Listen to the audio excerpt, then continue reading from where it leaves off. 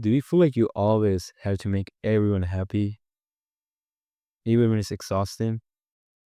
Saying yes to things and really want to say no just to keep the peace? Listen carefully because this is going to be life changing for you. This isn't about being selfish or ignoring others. It's about getting out of this cycle that's draining your life more than you realize. Today, I'm going to share these three simple steps to get your energy back and finally stop people pleasing. Trust me, I get it. I used to run myself into the ground saying yes to things when I really want to say no. I agree to favors, help with projects, and show up when I really needed some break. All because I didn't want to let anyone down or feel guilty. But no matter how hard I tried, I still felt tired, resentful, and like I was losing myself. It was like I caught myself in a quicksand. The more I tried to please people around me, the deeper I sank. I tried watching those quick fix videos, reading books on how to stop this, and even took some courses. But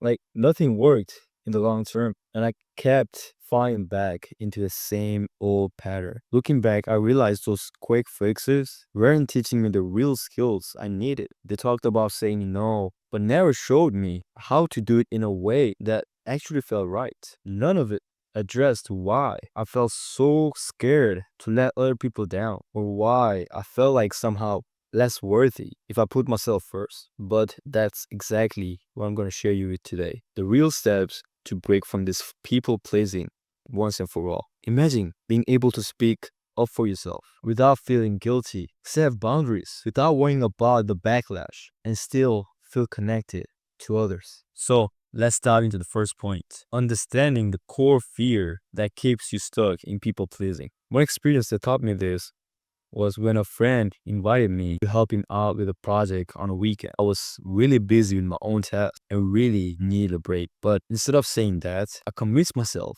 that if I didn't help him, he would think that I'm being selfish. So I just said yes when I really wanted to say no. I spent hours working on his project, but the whole time I felt exhausted and frustrated. Later, I realized this pattern wasn't about kindness or generosity. It was driven by fear of rejection. I was so worried about losing his approval that I sacrificed my own well being. It finally hit me. Being liked doesn't mean overextending yourself.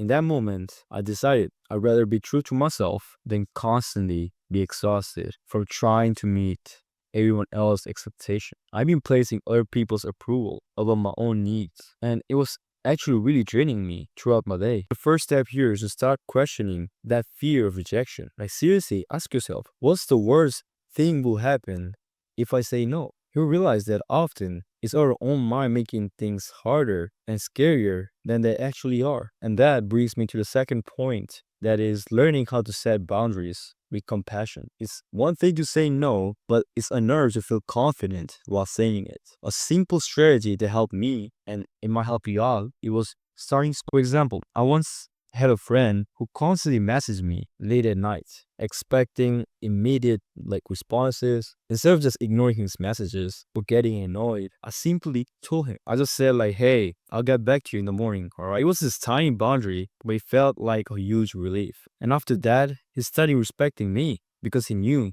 I prioritized my sleep. People pleasers often think they have to be all these things to all those people, always available, always being on. But setting boundaries doesn't mean you're being selfish. It means you're being realistic. Most people respect boundaries if you communicate them clearly and kindly. Try practicing this in low stakes situations, like saying you'll call them back later if you're busy. Over time, it will get easier to protect your energy without feeling guilty at all. And finally, the third point is consistency. The journey won't be easy at first. You'll probably feel uncomfortable, even anxious. You stop putting yourself first. You may even slip back into your old habits, because I know I have been there. I know how it feels. But the key thing here is to be patient with yourself, and remember that this is about small, steady progress. When I started saying no to things that didn't serve me, I felt guilty every single time. But with each boundary I set, it got easier and easier. And eventually, I stopped feeling like I owed time to everybody else. And here's the thing, the more you practice, the more natural it becomes. You'll start noticing real changes, like feeling less drained after interactions, and no longer stressing about disappointing others. These are the kinds of wins that can transform your day-to-day life instantly. And the best part, I've seen so many men experiencing exactly this kind of shift in their lives. They are saying boundaries, saying no thing that doesn't matter with confidence, and feeling more energized, knowing they are not letting people pleasing control their entire life. This isn't just some theory. It's real, lasting change. And if you want to experience results like this, I'd love to have you join